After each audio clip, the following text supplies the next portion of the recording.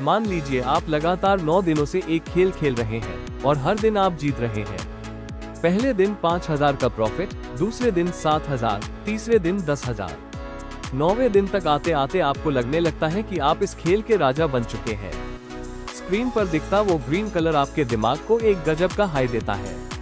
आप अपने दोस्तों को कॉल करते हैं और कहते हैं, भाई ट्रेडिंग तो बहुत आसान है, नौकरी छोड़ दूंगा मैं।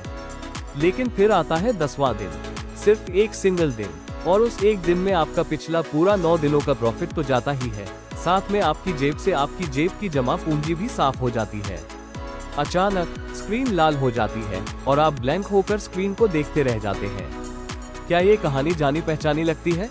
भारत में 9% से ज्यादा ऑप्शन ट्रेडर्स इसी लूप में फंसे हुए हैं। लेकिन ऐसा क्यों होता है कि लोग 9 बार सही साबित होते हैं पर सिर्फ 10वीं बार में सब कुछ गवा देते हैं?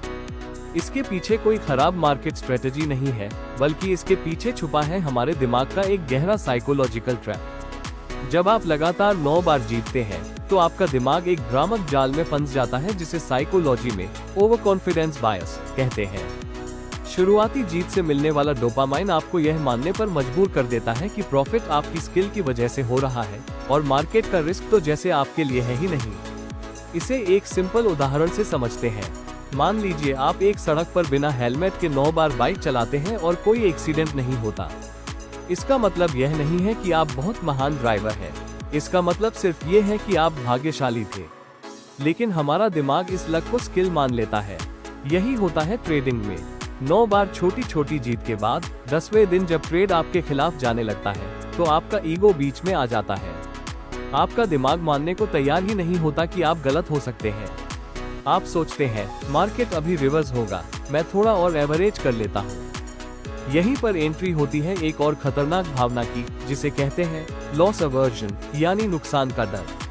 हमें सही साबित होने की इतनी आदत हो जाती है कि हम छोटे से लॉस को बुक करने के बजाय इस उम्मीद में बैठे रहते हैं कि मार्केट वापस ऊपर आएगा, और उस एक जिद में आप अपना स्टॉप लॉस हटा देते हैं। जो ट्रेड एक छोटे से नुकसान पर कट जाना चाहिए था, वो आपके पूरे कैपिटल को निगल जाता है। गहरी बात यह है कि ट्रेडिंग कभी भी इस बारे में नहीं है कि आप कितनी बार सही हैं। ट्रेडिंग इस बारे में है कि जब आप सही हैं तो आप कितना कमाते हैं, और जब आप गलत हैं तो आप कितना गवाते हैं। जो लोग 9 बार जीतकर 10वीं बार सब हारते हैं, वो दरअसल रिस्क मैनेजमेंट को एक थ्योरी समझते हैं, कोई रूल नहीं। वे 9 बार में थोड़ा थोड़ा कमाते हैं, लेकिन 10वीं बार में अपनी पूरी पोजीशन साइजिंग बिगाड़ देते हैं।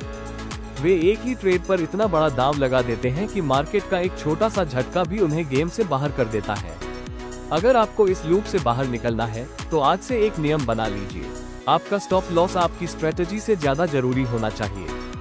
जब आप ट्रेड में एंट्री करते हैं तो आपको पहले से पता होना चाहिए कि आप इस ट्रेड में कितना खोने को तैयार हैं।